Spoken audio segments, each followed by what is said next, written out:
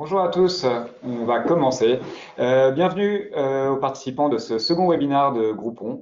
Nous allons avoir, après avoir discuté de Noël et vous avoir présenté les grandes tendances Noël que nous avions pu voir sur le digital, on va vous parler plutôt de gastronomie, de restauration, un secteur qui est important dans notre univers. Avant de commencer, je vais me présenter. Je suis Paul Chopin de Janvry, je suis responsable de la communication et du développement des activités de Groupon en France. Je travaille chez Groupon depuis maintenant 7 ans et j'ai eu la chance de rencontrer de nombreux partenaires et je m'intéresse particulièrement au secteur de la gastronomie. Tout d'abord, avant de commencer ce webinaire, quelques petites règles afin que tout se passe pour le mieux. Vos micros seront en silencieux. En revanche, vous pouvez bien sûr poser des questions par chat et vous recevrez une version complète des slides qui seront présentés pendant ce webinaire par mail dès demain. Pour poser une question par chat, c'est très simple. Vous pouvez le faire sur la petite interface. Vous avez un screenshot de l'écran que vous devez voir actuellement. N'hésitez pas, je suis accompagné de Victor, avec qui je travaille sur ce projet, qui est là, qui pourra répondre aussi à vos questions par chat et surtout les enregistrer pour qu'on puisse y répondre en fin de webinaire. Le webinaire va durer à peu près 40 minutes. Le sommaire est assez simple. Nous allons partager avec vous quelques tendances 2018, un focus sur ces tendances par rapport aux clients Groupon, un petit point important dans cet univers, la fidélisation des clients, une opération actuellement en ligne sur nos pages qu'on va vous présenter en quelques minutes, et on a une petite surprise, un message vidéo d'un de nos partenaires qu'on voulait partager. La fin de ce webinaire sera consacrée à une session de questions-réponses. Avant de commencer, et pour vous donner quelques chiffres afin d'expliquer pourquoi Groupon parle de la restauration, quelques chiffres pour vous donner un peu une idée de ce que nous pouvons effectuer. En France, et ce depuis septembre 2013, nous avons vendu plus de 8 millions de coupons dans cet univers. C'est à peu près 15 000 offres de restaurants et bars qui ont été diffusées sur nos pages. En moyenne, ce sont 6 700 chefs ou restaurateurs qui ont travaillé avec nous. Petite particularité, la France est une terre de gastronomie, de restaurants étoilés, une activité qui se développe aussi sur Groupon. Et là, dans cet univers, ce sont 200 chefs et restaurants étoilés qui ont travaillé avec nous, soit plus de 555 offres et près de 130 000 couverts qui ont été vendus et qui ont été consommés dans des restaurants étoilés. Un petit chiffre que nous voulions partager, si quelqu'un a la réponse sur les 2h22 minutes par chat, qui n'hésite pas à faire une proposition. On va y aller assez rapidement. C'est le temps passé par les Français à petit déjeuner, déjeuner et dîner par jour. C'est 13 minutes de plus qu'en 86 et c'est surtout le temps passé le plus long en Europe. On le sait, la France aime bien manger. Et un point important, c'est le déjeuner qui est aujourd'hui le temps le plus long puisque c'est plus de 45 minutes pour la moitié des Français et 30 minutes pour les trois quarts. Les quelques tendances que nous voulions partager. Tout d'abord, une tendance positive, c'est que le marché repart. Aujourd'hui, ce marché est estimé à plus de 56 milliards d'euros dépensés et les slides montrent des prévisions de croissance plutôt positives dans les années à venir. Ce retournement a été concrétisé en 2017. Un cabinet, NPD Group, nous a fait part du fait que la restauration hors domicile fait un retour à la croissance en 2017, croissance qui était en forte baisse en 2016. L'année 2017 affiche une progression de 2% en valeur sur tous les circuits confondus. C'est la meilleure performance du secteur depuis 2011. Les restaurants en 2017 ont reçu plus de 62 millions de visites supplémentaires sur un total de 10 milliards. Et les prévisions pour 2018 sont de 111 millions de visites supplémentaires et 124 millions en 2019. C'est donc que la restauration intéresse de plus en plus et de plus en plus de clients sont prêts à s'y rendre. Comment on va expliquer ces évolutions ? On a mis trois grandes tendances. Tout d'abord, des changements dans les habitudes de consommation des Français. Une tendance économique avec des dépenses qui sont prévues à la hausse et une innovation sur la partie technique, des innovations technologiques et digitales qui expliquent aussi une plus grande consommation et une plus grande dépense dans les restaurants. Le premier point, c'est un changement d'habitude de consommation des Français. Tout d'abord, ils recherchent une alimentation plus saine. C'est ce que vous voyez sur ces slides, c'est la prévision en fonction des âges, des consommations, d'une consommation de produits alimentaires plus sains. L'idée de cette consommation d'alimentation plus saine, c'est d'avoir une offre gastronomique basée sur des aliments aussi naturels et biologiques que possible. Bien sûr, avec en ligne de mire la santé des clients qui veulent prendre soin d'eux-mêmes, mais aussi de la planète en général. Quelques grosses tendances, l'augmentation de tout ce qui est aliments basés sur les plantes, offrir des produits végétaux. Alors, on ne demande pas à tous les restaurants de devenir vegan ou flexitariens, mais d'inclure des éléments d'une recette végétarienne à base de fruits, de légumes ou encore d'algues. Bien sûr, tout ce qui est 100% bio, commerce local, a toujours un fort attrait auprès des consommateurs. La même chose dans les produits plutôt de tout ce qui est viande ou tout animaux qui vont être élevés en plein air avec une croissance lente ont forcément l'attrait des clients. On parle même de cette tendance pour tout ce qui est vaisselle ou ameublement des restaurants. Cette tendance est encore plus forte, on le voit, et c'est la prévision qui ont été faites sur le volume dépensé, c'est ce qu'on appelle les restaurants proposant des recettes sans. Le sans sucre, le sans gluten, le sans lactose ou le sans caféine. Voilà, c'est une tendance forte du marché avec le gluten qui a commencé il y a quelques années et aujourd'hui qui s'étend sur d'autres univers. C'est lié à des recherches de consommation plus saines pour les clients, mais aussi la sensibilisation des États sur des politiques de santé, typiquement l'ajout de sucre et qui peut être taxé en France.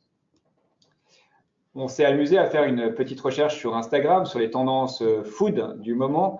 Une première tendance que vous voyez sur cette photo, c'est l'ajout de pollen. Alors, il semblerait que les pollens soient utilisés depuis longtemps comme complément alimentaire. Ça s'appelle l'apithérapie. Aujourd'hui, on va en saupoudrer les plats. Une autre tendance, c'est le charbon. On le trouve dans certains produits de beauté et on va le retrouver dans l'alimentation. Ça va créer des couleurs parfaites pour des thématiques comme Halloween, mais ça diminue aussi le taux de toxines dans le corps, donc toujours cette notion de bien-être. Une grosse tendance qui est a priori la star d'Instagram, c'est le ghee, je crois qu'on prononce comme ça. C'est un beurre clarifié qui permet d'éliminer tous les produits qui déclenchent des intolérances. Un dernier produit, on avait commencé à parler des fleurs dans l'alimentation, on les a vus fleurir sur nos plats. Si vous ne reconnaissez pas cette image, c'est assez simple, c'est un lavender latte, un café au lait à la lavande. Est-ce que ce sera la tendance 2018? On va le voir assez rapidement. Un dernier produit dont vous avez peut-être entendu parler sur les médias, l'avocat sans noyau. Alors non, ce n'est pas un avocat modifié, c'est juste un avocat qui n'a pas été pollinisé et qui se retrouve sans noyau. Après ces quelques images, on va rentrer plus dans les chiffres, les tendances d'évolution sur les boissons. Pardon, excusez-moi. Donc, c'est moi qui ai du mal à jouer. Aujourd'hui, certaines études ont montré que les consommateurs sont sensibles à la carte des boissons. Pour 21% d'entre eux, ils vont regarder au moment de choisir un restaurant cette fameuse carte des boissons. Les des gros chiffres qu'on peut voir, c'est qu'ils recherchent de la diversité, particulièrement s'ils sont accompagnés d'enfants. Ce chiffre augmente à 53%. Le critère de diversité est extrêmement important. Et on retrouve cette notion de boisson saine. On parle des mocktails, c'est cocktails sans alcool, où les gens vont rechercher, et c'est aussi vrai dans les fast-foods. Après, il reste des consommations plus traditionnelles. On voit que la bière, les cocktails et les vins et les alcools forts sont toujours plébiscités pour la consommation de boissons pour les adultes dans des restaurants. Un petit point qui nous semble toujours dans cette tendance du local, ils estiment qu'ils veulent des bières artisanales. On sait que certaines villes prévoient de brasser dans leur ville, il y a des micro-brasseries. Voilà, une petite tendance qu'on observe depuis quelques temps. On va revenir sur une partie un peu plus économique. C'est des déclarations de dépenses des Français en ce qui concerne leurs dépenses de restauration. Si 43% prévoient des dépenses stables, ce qui est plutôt une bonne nouvelle puisque 2017 était une plutôt bonne année, 26% prévoient d'augmenter leur budget. On a parlé d'innovation technologique. La première recherche, c'est la recherche sur le web d'informations. Tout d'abord, des informations sur la nutrition. On reste toujours dans cette thématique, on se renseigne. Et naturellement, ils vont visiter les sites des restaurants. Ils sont 61% à déclarer avoir visité un site d'un restaurant. Cette recherche se fait bien sûr sur mobile. Vous avez tous un téléphone et vous le voyez au quotidien. Les gens ont un téléphone, se servent de leur téléphone pour faire les recherches. Là, on parle de 80% des clients qui recherchent des informations sur les restaurants depuis leur mobile. Les deux derniers chiffres, 52 et 55%, concernent une innovation qui commence à se développer. C'est le paiement électronique depuis un mobile dans un restaurant. Fini les TPE, on va payer avec son téléphone. 55%, c'est les restaurateurs qui estiment que ça va devenir de plus en plus populaire auprès des clients. La bonne nouvelle, c'est que les consommateurs se déclarent à 52% prêts à utiliser ce paiement électronique s'il était disponible. On va parler d'une innovation qui n'en est plus une, hein, les réseaux sociaux. Facebook aujourd'hui compte 34 millions d'utilisateurs actifs en France, c'était 26 millions en 2013. C'est pourquoi 9 restaurateurs sur 10 déclarent que Facebook ou les réseaux sociaux en général vont devenir un outil marketing de plus en plus important, avec une majorité des restaurateurs qui prévoient de se rendre sur Facebook pour mettre des campagnes marketing ou communiquer, et 78% sur Twitter. Pourquoi? C'est très simple, hein, les chiffres parlent d'eux-mêmes, c'est que 3 personnes sur 10 ont recours aux réseaux sociaux ou Twitter pour rechercher des informations sur un restaurant. 40% vont utiliser des sites de bon plan et 27%, un Français sur 3, vont utiliser des sites d'avis pour se renseigner sur les restaurants qu'ils souhaitent visiter ou fréquenter. On va retrouver ces tendances de manière assez forte sur Groupon. On est un site de bons plans, de bonnes affaires, où on a une grosse catégorie restauration. Et nos clients confirment un peu ces tendances. Donc, on a effectué différentes études auprès de nos clients pour connaître leurs habitudes de consommation dans le domaine de la restauration. Là, vous avez quelques graphes qui vont vous présenter les endroits où ils se renseignent. Donc, la première partie de ces graphes, ce sont tout ce qui est site d'avis ou Internet pour consulter. Les deuxièmes, pardon, alors, je ne sais plus, on est là. Ah pardon, excusez-moi. Ça n'apparaît pas sur mon écran, c'est pour ça que je suis un peu perdu, mais je vais reprendre. Ensuite, le deuxième point, c'est tout ce qui va être les sites de médias traditionnels, tout ce qui est presse online ou tout ce qui va parler de la restauration sur le web. La troisième partie, et qui reste incontournable, c'est bien sûr, c'est le bouche à oreille qui reste aujourd'hui et toujours incontournable pour les clients. Ils se renseignent majoritairement sur des sites qui vont proposer des offres, ensuite sur des sites d'infos, et à la fin, ils feront confiance aussi à leur entourage, tout ce qui est bouche à oreille et recommandations. En ce qui concerne les clients Groupon, on va faire un petit focus sur leurs prévisions et leur fréquence des repas prévus à l'extérieur. Sur ce graphe, on va d'abord focuser avancer sur les clients Groupon. On va retirer les 3 colonnes de droite qui ne concernent des gens qui ne sont pas forcément en interaction afin de comparer le total et les clients Groupon. Vous avez sur la gauche le nombre de fois où ils souhaitent aller au restaurant, jamais, 1 fois, 2 fois, 3 fois et 6 fois et plus. Donc on voit une surpondération de la surconsommation de restaurants auprès des clients Groupon. En dessous, vous avez quelques informations qui vont apparaître en ce qui concerne cette fréquence, qui est de 2,46 pour les clients Groupon. On voit qu'elle est à un peu moins de 2 pour les clients qui ne sont pas clients, pour les internautes qui ne sont pas clients Groupon, et en moyenne de 2. On voit que les dépenses sont aussi un peu plus importantes pour les clients Groupon. On va ensuite regarder un point, on le sait, important dans votre univers de la restauration, ce sont les ventes additionnelles. Qu'est-ce qu'on va consommer en plus d'une offre qu'on a achetée? Là encore, on va regarder, on va se focuser sur les clients Groupon et sur le total des clients. Hop, voilà, ça sera plus lisible pour vous. Donc, on voit que les acheteurs Groupon sont plus susceptibles de consommer des offres additionnelles une fois qu'ils ont découvert un restaurant grâce à une offre achetée sur un site comme l'autre. Je continue sur nos clients Groupon. A priori, c'est bon signe, ils sont à la recherche de nouveautés. Ce sont des clients qui déclarent essayer de nouveaux endroits pour manger plus régulièrement que les autres, que d'autres groupes de restaurateurs. Ils sont à la recherche de nouveautés et d'expériences culinaires. On parlait des technologies, du mobile incontournable. Ce graphe est assez clair, il présente l'évolution du nombre de coupons vendus dans le secteur de la restauration depuis un mobile, à travers l'application, c'est la partie du graphe que vous voyez en vert, mais aussi à partir du site optimisé sur mobile, et à la fin, c'est les navigateurs web, c'est tout le trafic qui vont provenir des ordinateurs fixes ou portables, qui sont des consommations digitales plutôt à la maison. Donc le mobile représente aujourd'hui plus de 60% de l'activité au global pour Groupon, et on voit ces chiffres se retranscrire dans l'achat d'offres restauration. L'autre point, c'est On vient sur Groupon pour se faire plaisir, mais on vient aussi sur Groupon ou sur des sites pour offrir.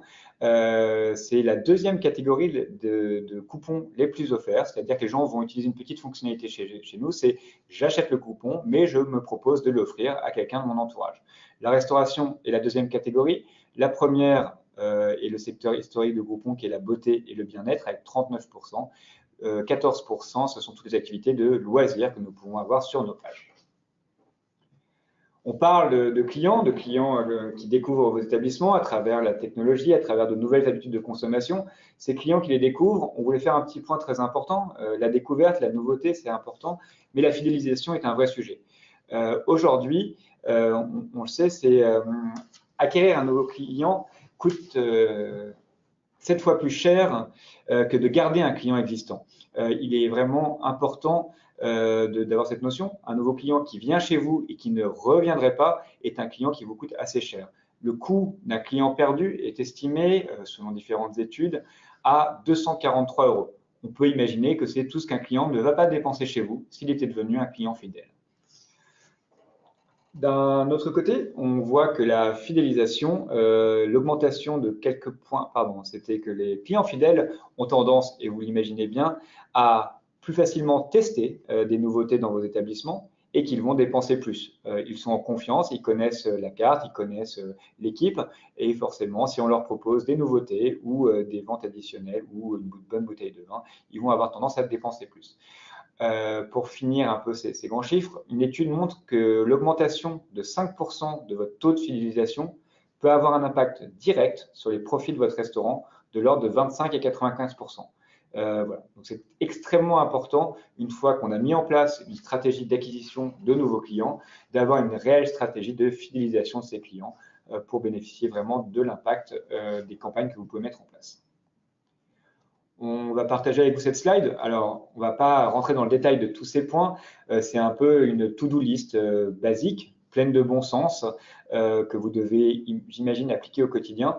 Mais c'est un petit reminder, un petit rappel qui est toujours bon de se donner sur comment accueillir ces nouveaux clients qui découvrent votre établissement, avoir les bons réflexes pour être sûr que cette rencontre se passe pour le mieux et que les clients nouveaux deviennent ces clients fidèles qui viennent chez vous, souvent sans promotion et simplement parce qu'ils connaissent votre cuisine, votre établissement et vos équipes. Cette fidélisation, cette notion de connexion, d'échange avec vos clients, vous allez bien sûr la retrouver sur les réseaux sociaux. On le sait, c'est un endroit où on a mis là quelques mots-clés. Il est important d'écouter, de récompenser, d'influencer. Quelques points qui nous paraissent importants, c'est d'avoir vos informations régulièrement mises à jour sur vos pages où vous êtes présent sur les réseaux sociaux. Pensez à mettre à jour vos horaires. Si jamais, avec les périodes que nous connaissons actuellement, vous êtes fermé pour des ponts ou que vous avez un jour où vous avez une privatisation, n'oubliez pas de mettre à jour. Pensez aussi à avoir une charte graphique bien identifiée. Si chaque photo que vous postez sur Facebook a bien le logo et le nom de votre restaurant, les gens vont s'habituer et avoir cette reconnaissance. N'hésitez pas à proposer d'interagir, proposer de choisir un plat. Vous pouvez utiliser l'humour, vous pouvez utiliser les nouveautés. Quelques pages, vous avez le lien, on vous partagera le lien d'un article, d'une étude qui a été faite sur des bonnes pratiques de restaurants. Regardez ce que font les restaurants qui ont le plus de fans et inspirez-vous. N'oubliez pas de parler de votre cuisine, mais parlez aussi de vos équipes, qui est là, comment ça se passe. Les gens sont avides d'échanges et de communication sur les réseaux sociaux. L'autre point, et pour résumer les points clés de ce qu'on s'est présenté, la bonne nouvelle, c'est que les clients sont de retour dans les restaurants. Ne pas négliger la tendance healthy et la qualité des aliments. Travaillez votre visibilité, c'est vraiment le point le plus important. Il faut que les clients puissent vous voir dans la rue, sur les réseaux sociaux, sur leur mobile. Plus vous serez visible, plus ils auront le réflexe et ils auront tendance à venir chez vous. Ils sont digitaux et mobiles, donc soignez votre présence en ligne, investissez dans un site qui soit idéalement responsive sur mobile, soyez présents sur les réseaux sociaux de manière simple, mais le plus important, c'est la constante. Ça ne sert à rien de faire un post tous les mois et de ne plus regarder sa page. Il faut mieux regarder toutes les 30 secondes et faire un petit post. Ça vous permettra d'avoir une visibilité constante. Concentrez-vous sur la fidélisation, c'est votre métier de restaurateur. Vous faites découvrir votre établissement, fidélisez ces clients qui viennent chez vous pour la première fois, ils auront tendance à revenir. On va vous parler un peu de Groupon, d'une opération qui est actuellement en ligne. C'est une opération qui s'appelle Saveur de Groupon. Elle est en ligne depuis le 23 avril et elle sera en ligne jusqu'au 6 mai. C'est une opération que nous allons retrouver plusieurs fois dans l'année. L'idée, c'est de mettre en avant nos meilleures offres, restaurants, auprès des clients. On met en place beaucoup de supports marketing additionnels qui vont permettre une plus grosse visibilité. Cette slide et beaucoup de texte. Le plus simple, c'est de vous montrer à quoi ça ressemble. Si vous vous rendez aujourd'hui sur la page Groupon France, vous verrez cette mise en avant de toutes les offres restauration à travers un onglet en haut à droite, à travers des bannières qui vont être en rotation sur le site et à travers une présence plus importante dans le menu des offres que nous retrouvons. C'est une opération événementielle. Si ça vous intéresse, n'hésitez pas à nous rejoindre ou à contacter notre service commercial qui sera un plaisir de vous donner les dates peut-être des prochaines ou simplement de vous insérer dans la fin de cette campagne. Voilà à quoi ça ressemble. Nous allons sélectionner ensuite les offres par univers, par sélection de prix, par géolocalisation et les diffuser à notre clientèle. Notre clientèle, voilà quelques informations sur qui elle est et ce qu'elle représente. Majoritairement des femmes, souvent la mère de famille qui va avoir tendance à gérer son budget, à regarder les offres pour elle et pour sa famille. Des moyennes d'âge assez âgées, on retrouve ce profil de la mère de famille avec un niveau de vie et un gros niveau de curiosité de clients qui sont à la recherche d'expérience. Naturellement, et comme je vous l'ai dit en début de webinaire, vous aurez accès à toutes ces slides dès demain. On vous les enverra, donc vous aurez toutes les informations chiffrées dont vous avez besoin. On voulait partager avec vous une vidéo.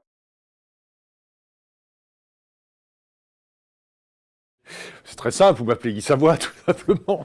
Voilà. Je défends la thèse que le restaurant est le dernier lieu civilisé de la planète pour le bien-être, parfois le plaisir, et si on a très bien fait notre métier, quelquefois l'émotion. Moi qui suis dans l'hyper concret, ma première action c'était de dire est-ce que j'ai besoin de ça? Et puis après, bon, les personnes de Groupon avec lesquelles j'ai travaillé m'ont fait prendre conscience, peut-être qu'un grand nombre de personnes n'osent pas franchir la porte d'un grand restaurant. Avec un peu de recul, je veux bien admettre et je veux bien comprendre que parfois, même si on rêve d'y aller, on peut peut-être avoir l'impression que ce n'est pas fait pour nous. Alors que s'il y a bien un lieu qui est fait pour tout le monde, parce que c'est un lieu de belle vie, c'est le restaurant. Je me suis rendu compte qu'au fil des réservations, en fait, on allait taper dans le mille. Lorsque le four micro-ondes a été inventé et qu'on ait dit, bon, voilà un nouveau four qui fait tout, on va supprimer tous les autres. On va le rajouter aux autres. C'est un simplificateur de vie. Bien que mon métier a un fort ancrage dans le passé et la tradition, moi je suis ouvert à tout ce qui est génial. Avant de rentrer dans une présentation des différentes slides que vous allez recevoir dès demain, quelques informations. Si vous avez la moindre question sur ce webinaire, sur les informations que nous avons partagées, un seul mail à retenir, webinar@groupon.fr, webinar avec un S. N'hésitez pas à nous proposer des sujets pour un prochain webinaire, à nous poser toutes les questions. On se fera un plaisir de vous répondre très rapidement. Dans les slides que nous allons vous envoyer, nous allons vous présenter très rapidement le fonctionnement du site Groupon. Je vais passer ces slides. On va vous rappeler quels sont nos métiers. On va vous présenter les avantages d'une opération et d'une opération marketing tout en un grâce à Groupon. Présenter deux outils qui sont très importants une fois que vous lancez une opération, qui sont des outils que nous mettons totalement gratuitement à votre disposition lorsque vous lancez une opération. Un agenda de réservation, une application et un portail qui vont vous permettre de suivre tous les détails de votre opération, tous les bénéfices que vous pouvez en retirer. On va vous remontrer le fonctionnement d'un point de vue client, comment ils vont pouvoir découvrir votre restaurant, acheter le coupon et venir chez vous.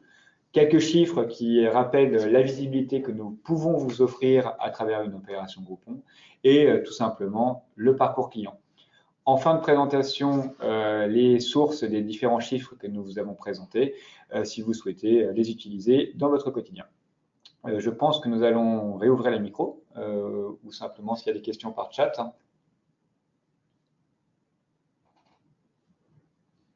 Victor, des questions par chat? Non. Pas de questions par chat. On vous laisse quelques secondes pour poser vos questions par chat.